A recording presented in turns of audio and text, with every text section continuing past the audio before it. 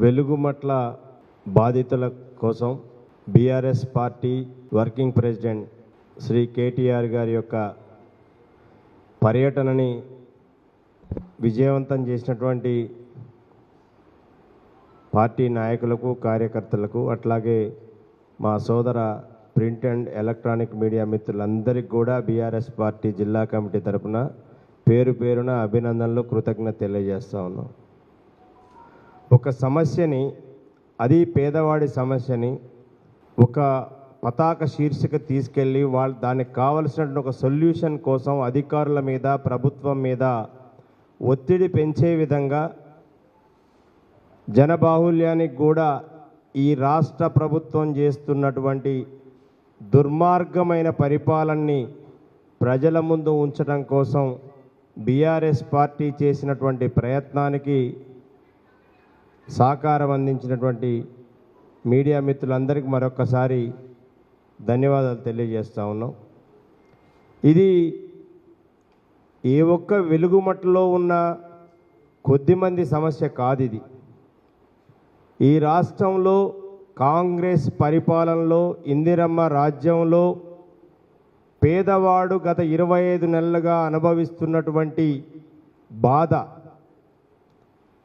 అది లగచర్ల కావచ్చు, హైదరాబాదులో హైడ్రా పేరుతోని కూల్చివేతల్లో నష్టపోయిన పేదవాళ్ళు కావచ్చు, లేదా నిన్నటికి మొన్న ఖమ్మంలోని వెలుగుమట్లలో నష్టపోయినటువంటి బాధితులు కావచ్చు. ఎక్కడైనా నష్టపోయింది పేదవారు, చిన్న మధ్యతరగతి వాళ్ళు. ఈ రాష్ట్ర ప్రభుత్వం ఎవరి ఓట్లతోనైతే అధికారంలోకి వచ్చిందో వారి జీవితాల మీదనే, వారి జీవితాలతోని చెలగాటమాడుతూ ఉంది. నిన్న కేటీఆర్ గారి పర్యటన సందర్భంగా ఆ బాధితులు చెప్పుకుంటుంటే, వెలుగుమట్ల బాధితులు చెప్పుకునేటువంటి బాధ చూసి చాలామందికి కళ్ళమ్మ నీళ్ళు తిరిగినాయి. అక్కడ జరిగినటువంటి విధ్వంసం చూసిన తర్వాత ఒక ప్రజాస్వామ్యయుతమైన దేశంలో, ప్రపంచంలోనే అతిపెద్ద ప్రజాస్వామ్య దేశమని చెప్పుకునే భారతదేశంలో ఇంత పెద్ద ఒక భయంకరమైనటువంటి దాడి పేద ప్రజల మీద జరుగుతుంటే ఈ దేశంలో ప్రజాస్వామ్యం ఉందా అని అనిపిస్తూ ఉంది. ఎక్కడో దూరంగా మధ్యప్రాచ్యంలో గాజాలో ఆ గాజా ప్రజల మీద జరిగే దాడి జరుగుతున్న సందర్భంలో అక్కడ ప్రజలు అనుభవించినటువంటి కష్టాలని మన ఖమ్మంలో వెలుగుమట్టలో మనం చూడగలుగుతాం. కాంగ్రెస్ పార్టీ చేసినటువంటి ఒక అరాచకం, వాళ్ళు చేసిన తప్పేమిటి?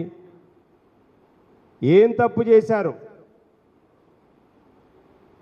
ప్రభుత్వ భూమిలో ఉండటానికి నీడలేనటువంటి పేదలు వెళ్ళి గుడిసెలు వేసుకోవటం జరిగింది. దానికి వినోబా బోర్డు నుంచి వారందరికీ కూడా పట్టాలు ఇవ్వటం జరిగింది.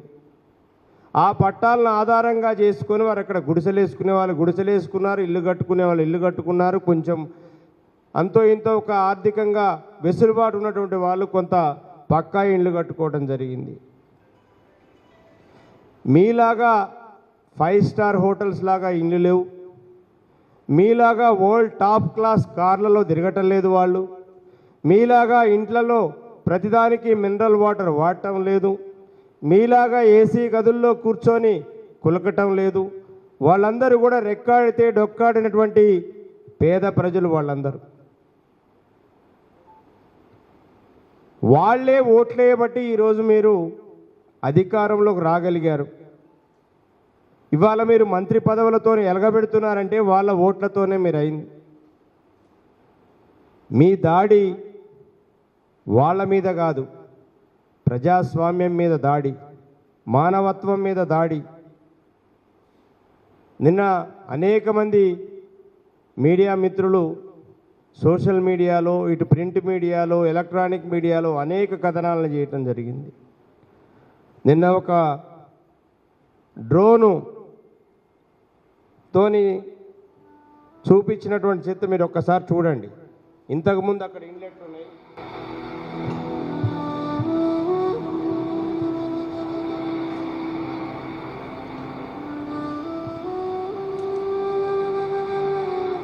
ఈ పక్కదేమో లెఫ్ట్ సైడ్ అంతకుముందు నీళ్లు చాలా పద్ధతిగా మంచి వాళ్ళు రోడ్లు వేసి కట్టుకున్నారు. ఇది పోలీసు వాళ్ళు విధ్వంసం చేసిన తర్వాత. ఈ వీడియో కూడా మీడియా మిత్రులే కవర్ చేశారు. ఇది కూడా ఇది చూసిన తర్వాత ఒక్క నిమిషం.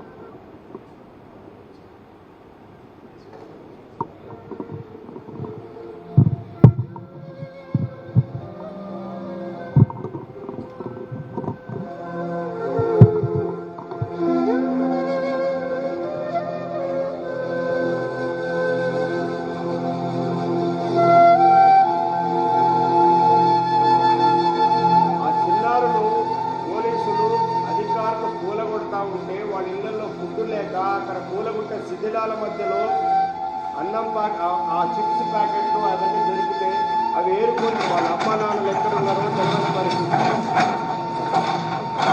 ఏం అన్యాయం చేశారు?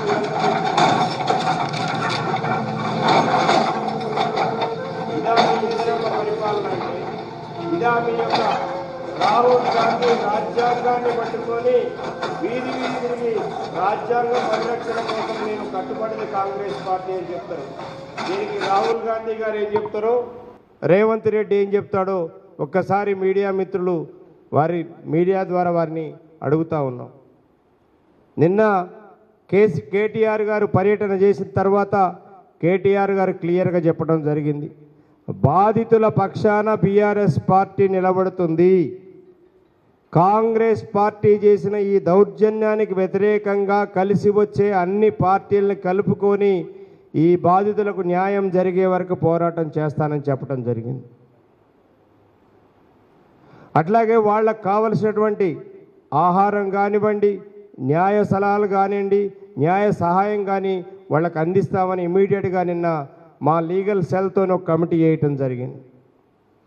హైకోర్టా సుప్రీంకోర్టా ఏదైనా అన్ని ఖర్చులు కూడా బీఆర్ఎస్ పార్టీయే భరించి న్యాయ పోరాటం వీరి తరపున చేస్తానని కేటీఆర్ గారు ప్రకటించడం జరిగింది. ఇప్పటికే ఆల్రెడీ హైదరాబాద్లో బీఆర్ఎస్ లీగల్ టీం దీని మీద వర్క్ చేస్తూ ఉంది. జాతీయ మానవ హక్కుల సంఘం, రాష్ట్ర మానవ హక్కుల సంఘానికి కూడా బీఆర్ఎస్ పార్టీ రిప్రజెంట్ చేయబోతూ ఉంది. అట్లాగే ఇక్కడ అన్యాయానికి గురి అయింది కూడా ఎస్సీలు, ఎస్టీలు, మైనార్టీలు. కాబట్టి SC commission, ST commission, minority కమిషన్కి కూడా రిప్రజెంట్ చేయాలని బీఆర్ఎస్ పార్టీ నిర్ణయించింది. కానీ కాంగ్రెస్ పార్టీ మాత్రం ఎంత విచిత్రం అంటే, అధికారంలో ఉంది మీరు, ఇళ్లను కూలగొట్టింది మీరు, అధికారులు వేలాది మంది పోలీసులను మోహరించి, నిన్న కేటీఆర్ గారు ఖమ్మం పర్యటన ఉందని తెలిసి సిగ్గు లేకుండా కాంగ్రెస్ నాయకులు కలెక్టర్ దగ్గరికి వెళ్ళి మెమోరాండం ఇచ్చారు. ఏమని? వెలుగుమట్ల బాధితులందరినీ కాంగ్రెస్ పార్టీ ఆదుకుంటుంది, పునరావాసం కల్పిస్తుంది, వారికి పక్కా ఇండ్లు ఇస్తాయి. మీకు సిగ్గుందా అని నేను అడుగుతా ఉన్నా. మీరు మనుషులేనా అడుగుతున్నా. దొంగ నడిచినట్టుంది మీ పరిస్థితి. కూలగొట్టేది మీరే, ఆదుకుంటామని చెప్పేది మీరే. ఎవడు కూలగొట్టాడు? మీ ప్రభుత్వం కూలగొట్టింది. మీరు వాళ్ళ బ్రతుకుల్ని ఛిద్రం చేసింది మీరు, కాంగ్రెస్ పార్టీ నాయకులు. మళ్ళీ సిగ్గు లేకుండా కలెక్టర్ దగ్గరికి వెళ్ళి మేము వారికి ఉపాధి కల్పిస్తాం, వారికి పక్కా ఇండ్లు కట్టిస్తామండి. పక్కా ఇండ్లే కదా, ఎందుకు కూలగొట్టావు నువ్వు? అంటే మీ దృష్టిలో అవి పక్కా ఇండ్లు కావా? మీ దృష్టిలో వారు కట్టుకునే పక్కా ఇండ్లు కావా? లేదా మీలాగా ఇంద్రభవనాలు అడగలేదే వాళ్ళు? ఇది సరిపోలేదని ముఖం చాటేసిన మంత్రులు చీకటి మాటున, తెరచాటున సన్నాయి నొక్కులు నొక్కుతా ఉన్నారు. నేను అడుగుతున్న, ఈ జిల్లా ముగ్గురు మంత్రులు ఎక్కడికి పోయారు? ఎందుకు నోరిప్పటం లేదు? మీ తప్పు నొప్పుకొని చెంపలేసుకోండి మీరు, మీకు సిగ్గుంటే. నిన్న రాష్ట్ర రెవెన్యూ మంత్రిగా ఉన్న ఆయన హైదరాబాద్లో ప్రెస్ మీట్ పెట్టాడు. హైదరాబాద్లో ప్రెస్ మీట్ పెట్టి ఏం మాట్లాడతాడు ఆయన?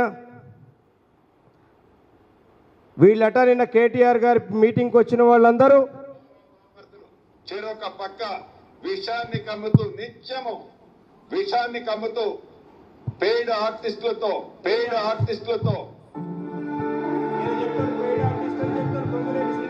గారు, వీళ్ళంతా పెయిడ్ ఆర్టిస్టులు.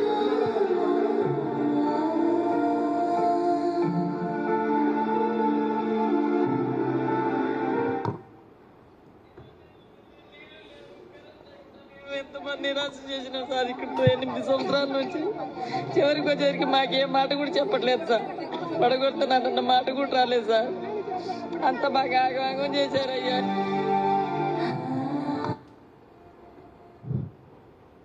వీళ్ళ దృష్టిలో ఇళ్ళు కోల్పోయి, చెట్టుకొకడు పుట్టకు బిడ్డ అయిపోయి, పరీక్షలు ఆగిపోయి, తినటానికి తిండి లేనటువంటి ఆ పేద ప్రజలందరూ పెయిడ్ ఆర్టిస్టులా? శ్రీనివాసరెడ్డిని దృష్టిలో నీకు కనీసం మానవత్వం ఉందా నేను అడుగుతా ఉన్నా. నువ్వే ఒక పెద్ద ఆర్టిస్ట్వి. రాజశేఖర్ రెడ్డి గారు ఉన్నప్పుడు అక్కడ బ్రహ్మాండంగా యాక్ట్ చేశావు. ఆ తర్వాత కేసీఆర్ గారు వచ్చాక ఇంకా బ్రహ్మాండంగా యాక్ట్ చేశావు. ఇప్పుడు రేవంత్ రెడ్డి గారి దగ్గర ముందు నువ్వు రక్తి కట్టిస్తున్నావు నీ యాక్షన్లతోని. మరి రేపు రాబోయే రోజుల్లో మోడీ గారి సంఖలో దూరి ఇంకా బ్రహ్మాండంగా యాక్ట్ చేసి పద్మభూషణ్, పద్మవిభూషణ్, దాదాపు సాహెబ్ పాల్కే అవార్డు పొందటానికి కూడా నీకు అర్హత వస్తుంది. పొంగులేటి పేదవాడు ఇల్లు కోల్పోయి బాధపడి ఏడుస్తూ ఉంటే నీకు కేటీఆర్ మీద కోపం ఉండొచ్చు, హరీష్ రావు మీద కోపం ఉండొచ్చు, లేకపోతే కేసీఆర్ గారి మీద కోపం ఉండొచ్చు. కానీ ఇల్లు కోల్పోయినటువంటి ఒక పేదవాడు నీకు నీ దృష్టిలో ఒక ఆర్టిస్ట్ లాగా కనిపించాడా? ఇంతకంటే సిగ్గుమాలినటువంటి స్టేట్మెంట్ ఇంకొకటి ఉండదు. నేను నిజంగా నీకు అడుగుతున్నా, నీకు సవాల్ విసురుతున్న మీడియా ద్వారా, నీకు దమ్ముంటే మీ 3 మంత్రులు మీరు డేట్ చెప్పండి, రేపా ఎల్లుండా మేము కూడా బీఆర్ఎస్ పార్టీ ప్రజాప్రతినిధులం అక్కడికి వస్తాం. ఎక్కడైతే పేద ప్రజలు ఇండ్లు కూల్చబడ్డాయో ఆ ప్రాంతానికి మేము వస్తాం. మీరు కూడా రండి, 3 మంత్రులు, ఈ జిల్లాలో ఉన్న ప్రజాప్రతినిధులు. ఎవరికి పూలు పడతాయో, ఎవరికి రాళ్ళు పడతాయో మీకు ఈ మీడియా ద్వారా మీకు ఛాలెంజ్ చేస్తూ ఉన్నాం. మీరు పెయిడ్ ఆర్టిస్టులు అన్నటువంటి వాళ్ళే మీకు బుద్ధి చెప్తారు.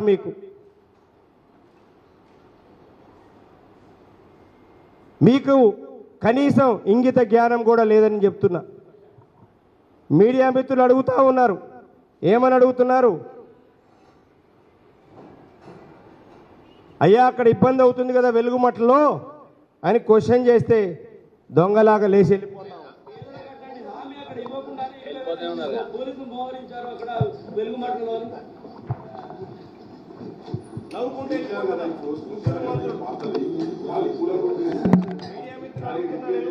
ఇబ్బంది పడుతున్నారు కదా, కూల కొట్టారు కదా, అందరూ పేద ప్రజలు కదా, మీడియా మిత్రులు అడుగుతా ఉంటే దొంగలాగా దాడుకుంటా ఉన్నారు. నిజంగా మీకు దమ్ము ధైర్యం ఉంటే మీడియా మిత్రులు అడిగినటువంటి దానికి మీరు ఆన్సర్ చేయాలి కదా. ఎందుకు ఆన్సర్ చేయలేకపోయారు? ఎందుకంటే మీ దగ్గర ఆన్సర్ లేదు. మీరు తప్పు చేసిరని మీకు తెలుసు, మీ ఆత్మకి మేము తప్పు చేశాము అనేటువంటి వాళ్ళకి తెలుసు. ఆన్సర్ లేదు వాళ్ళ దగ్గర. ఇది కాంగ్రెస్ పార్టీ నాయకులు చేసేది. ఇక్కడ వారి నాయకుడే ఎవరు? పిట్టల దొర, ఈ రాష్ట్ర ముఖ్యమంత్రి. ఆయన కూడా అసెంబ్లీ సాక్షిగా సిపిఐ శాసనసభాపక్ష నాయకుడు కూనంనేని సాంబశివరావు గారు క్వశ్చన్ అడిగితే ఏం చెప్తాడు? భూదాన భూముల్లో కూడా మేము కట్టిస్తామన్నాడు. భూదాన భూములలో పెద్ద మనిషి అన్ని లంగమాటలేగా చెప్పేది. ఒకటి ఆచరణలోకి ఏది సాధ్యం కాదు, నోటికి ఏది వస్తే అది మాట్లాడతారు. అసెంబ్లీలో మాట్లాడింది మీకు చెప్తా.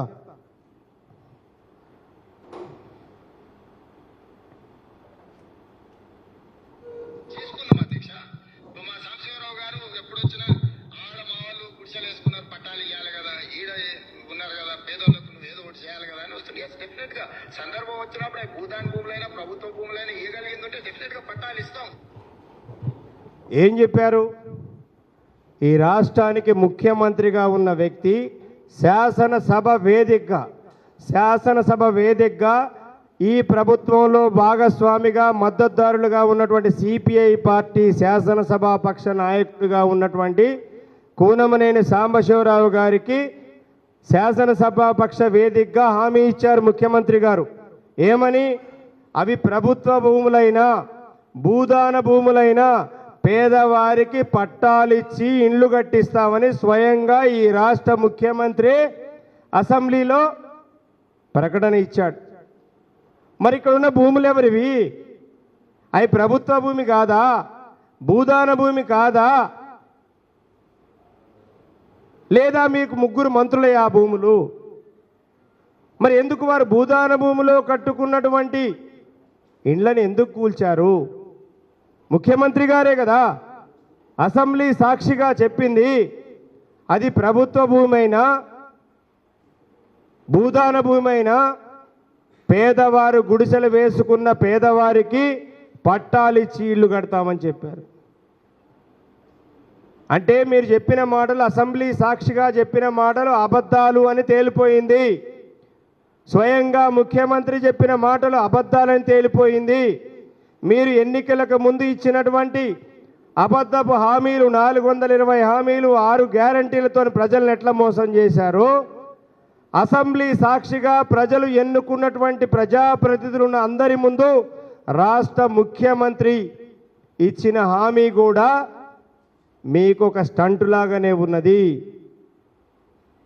అది నిజం కాదు, అబద్ధము. ఈ రాష్ట్రంలో ఉన్న పేద ప్రజలను మోసం చేయటం కోసమే అనేటువంటిది అర్థమైపోయింది. దానికి విరుద్ధంగానే మీరు వెలుగుమట్టలో పేదవారి పొట్టను కొట్టి వారి యొక్క ఇళ్ళు కూల్చారు. మీరు మీ స్వలాభం కోసం కూల్చారు. మీరు మీ వ్యక్తిగత స్వార్థం కోసం మీరు కూల్చారు. కూల్చి సిగ్గు లేకుండా మళ్ళా వెళ్ళి ఏ అధికారులతోని కుమ్మక్కై వాటిని కూలగొట్టారో అదే అధికారి దగ్గరికి వెళ్ళి మళ్ళా ఇళ్ళు కట్టిస్తాం, పేదవారిని ఆదుకుంటామని చెప్తున్నారు.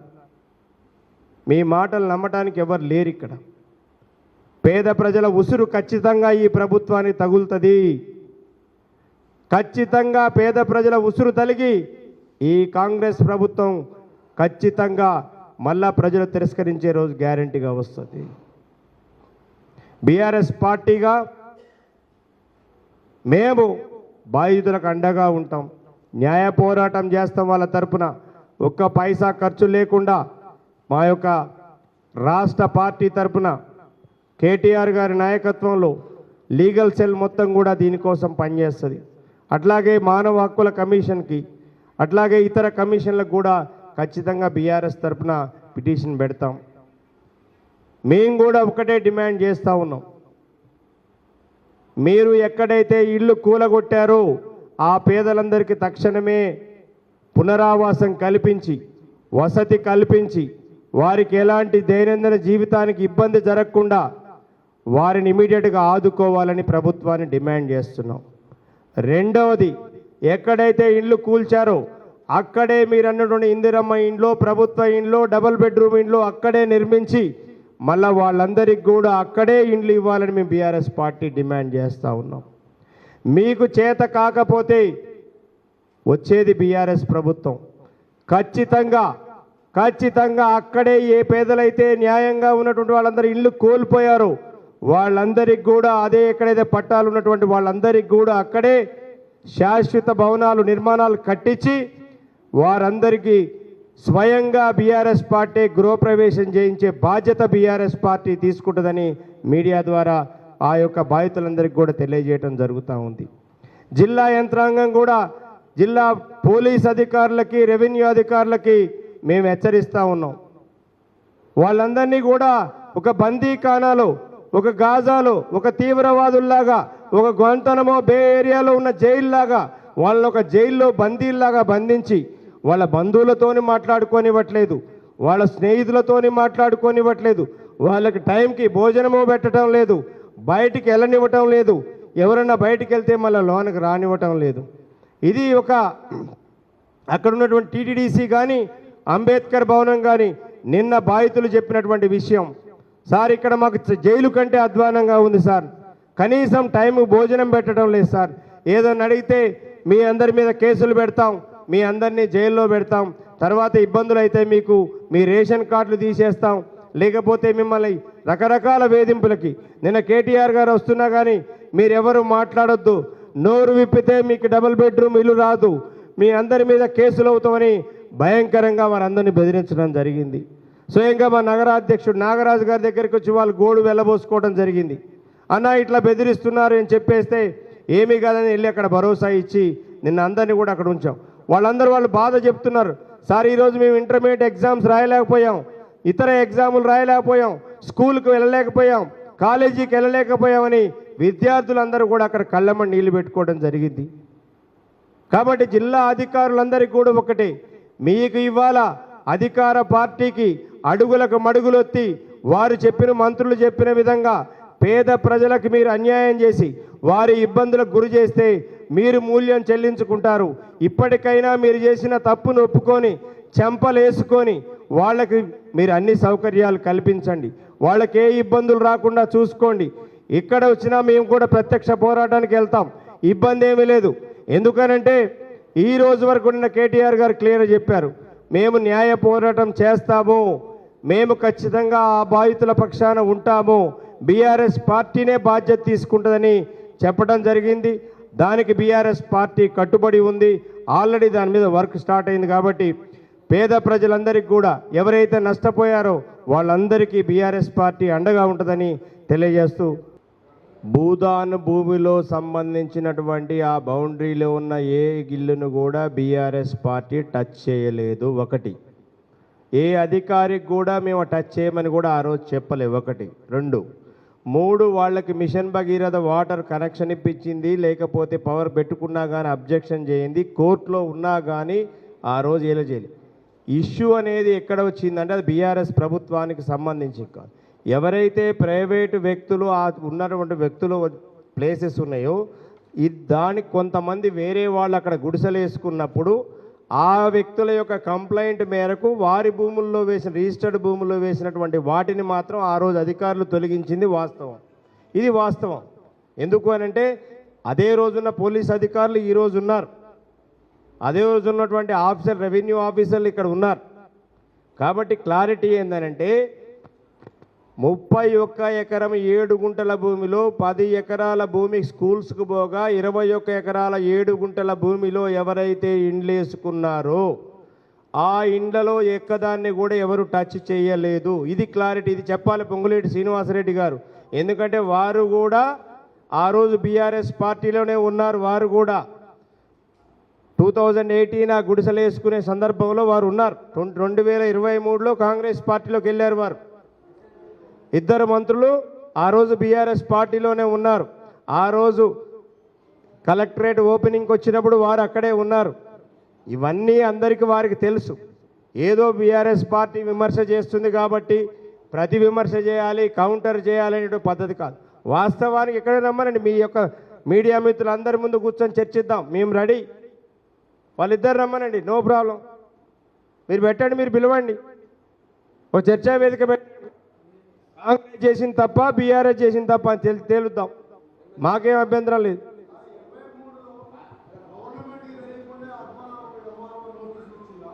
ఎవరికి ఇవ్వలేదు ఆ రోజు? వినండి, అక్క రోజు దాని మీద వేసింది దేనికనంటే ఎవరికైతే పట్టాలు ఉన్నాయని వాళ్ళు చెప్పి కోర్టుకు వెళ్ళారు వాళ్ళు, దాని మీద 31 ఎకరం మీద యువతల 31 ఎకరం మీద ఇష్యూ నడుస్తూ ఉంది. అది క్లెయిమ్ చేసినప్పుడు అది కాదు, అది పట్టాలని చెప్పేసి కోర్టుకు వెళ్ళడం జరిగింది.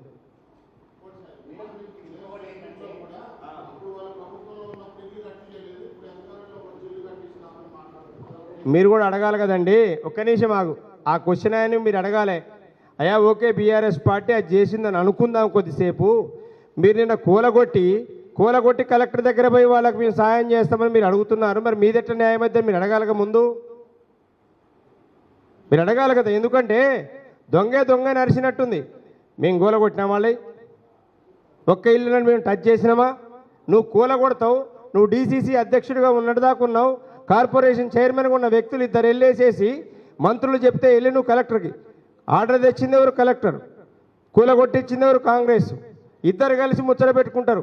పాత సినిమాలో రావు గోపాలరావు లేకపోతే సత్యనారాయణ కూర్చొని ముచ్చట్లు పెట్టుకుంటారు కదా, ఎవరిని ఎట్లా కుట్ర చేయాలని దాని మీద. ఆ సినిమాలాగా నడిపిస్తుంది ఇప్పుడు వీళ్ళు. అడగాలి కదా, మీరు ఎందుకు పోయాను? మీరే కూలగొట్టింది, మీరు పునరావాసం ఇచ్చిన తర్వాత కూలగొట్టి మీరు అనవపోవచ్చుగా. నిజంగా వాళ్ళదే కరెక్ట్ అయ్యి ఉంటే. రెండు, ఇంతమంది ఇప్పుడు వాళ్ళు చెప్తున్నారు నిజంగానే ఏమి లేదు తప్ప అనుకుంది. మనం ఒకటేనండి, ఎందుకంటే మీడియా మిత్రులు కూడా అందరూ కూడా కింది స్థాయి నుంచి వచ్చినటువంటి వాళ్ళందరం ఇక్కడ ఈ వేదిక మీద ఉన్నోళ్ళు అందరం కూడా ఈ దేశంలో ఈ రాష్ట్రంలో అనేక వేల మందికి ఇళ్ల పట్టాలు ప్రభుత్వం ఇచ్చింది అనేక సందర్భాల్లో. మేము కూడా ఆ కాలవొడ్డున్నటువంటి ఆ మొత్తం ఆ గోలపాడు ఛానల్ మీద ఉన్న వాళ్ళందరికీ కూడా వాటిని అక్కడికి వైఎస్ఆర్ కాలనీ కావచ్చు, ఇంకా రఘునాథపాలెం వైపు కావచ్చు, వాళ్ళందరినీ మూవ్ చేశారు. ఇళ్ళు కట్టిన తర్వాత మూవ్ చేయించాం. ఇళ్ళు కట్టకముందు మేమేం మూవ్ చేయలేదు కదా. మూవ్ చేసిన తర్వాత ఆ ప్రాంతం వాళ్ళకి ఉపయోగం జరిగింది, వాళ్ళకి ఉపయోగం జరిగింది. అదే నేను అడుగుతున్నానండి. ఇప్పుడు మీకు కూడా మీడియా మిత్రులందరికీ మేము రాగానే మీ జర్నలిస్టులందరికీ మొత్తం ఇళ్ల పట్టాలు ఇచ్చేస్తాము, తర్వాత మీకు అక్రిడేషన్లు ఇస్తాము, హెల్త్ కార్డులు ఇస్తాము, అన్నీ ఇస్తామని చెప్పారు. మరి మీకు 24 ఎకరాలు అలాట్ చేసింది ఎవరు? బీఆర్ఎస్ఆ కాంగ్రెసా? ఈ రోజుకి ఎందుకు ఇవ్వలేదు అంటున్నా. మీకు ఎందుకు పట్టాలి? మేము అనుకుంటాం మేము ఇలా మీరు 24 ఎకరాలు అలాట్ చేస్తే దాన్ని ఎవరి కోసం ఆపారు? ప్రభుత్వ భూమిని ఎందుకు పెట్టాడు? అంటే నా దాంట్లో కలుపుకుందామని పెట్టుకున్నాడా? మీరు అడగాలగా. మీరు కూడా నోర్లు మోగబోతే ఎట్లా? మీరేం ఉన్నోళ్ళు కాదు కదా, మీకు డబ్బులు ఉండి లేక కోటీశ్వర్లు కాదు కదా, మీరు పేదవాళ్లే కదా, ఇవ్వాలి కదా మీకు కూడా వాళ్ళు. ఇప్పుడు అరిసాయన గొంతెత్తి బాగా అరుస్తున్నాడు, కానీ మీరు అడగాలి, అయ్యా నువ్వు అరుస్తున్నావు వాళ్ళ మీద, సరే ఓకే వాళ్ళు ఆ రోజు భూమి ఇచ్చిపోయినరు, నువ్వు పట్టాలు ఇవ్వచ్చు కదా, మాకు ఇచ్చేసేసి మాకు ఇల్లు కట్టియచ్చు అని చెప్పొచ్చు కదా. వేల లక్షల ఇల్లు కడుతున్నాం మేము.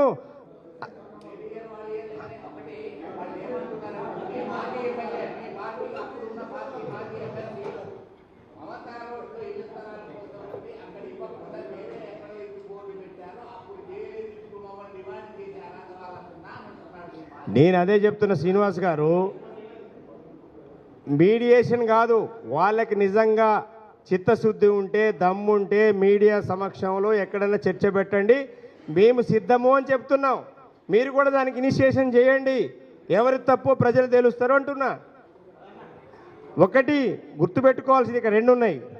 మాట్లాడే పెద్ద మనుషులు ఇద్దరు కూడా ఇదే పార్టీలో ఆ రోజు ఉన్నారు, ఒక బాధ్యతాయుతమైన స్థానంలో ఉన్నారు. ఆ రోజు మాట్లాడినటువంటి వాళ్ళు ఈరోజు ప్లేటు ఫిరాయించిన తర్వాత, పదవి వచ్చిన తర్వాత నాలుక తిప్పేస్తే కరెక్ట్ కాదు. ఆ రోజు క్యాబినెట్లో ఉన్నాయని వచ్చి ఈరోజు మాట్లాడతాడు, ఆ రోజు ఎంపీగా ఉన్నాయని వచ్చి ఈరోజు మాట్లాడతాడు.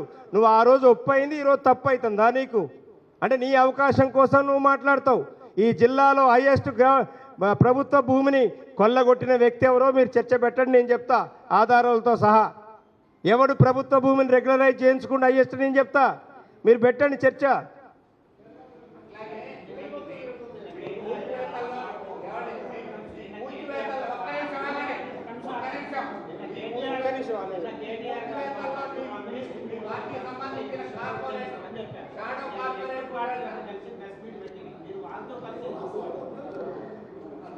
హండ్రెడ్ 100% లెఫ్ట్ పార్టీస్తో కలిసి పనిచేస్తాము. మేము వాళ్ళతో మాట్లాడతాము. నిన్ననే కాల్ చేశాము, నిన్న వాళ్ళ ప్రోగ్రాం పెట్టుకున్నాం కూడా, నేను మాట్లాడాము ఆ పార్టీ జిల్లా కార్యదర్శులతోని.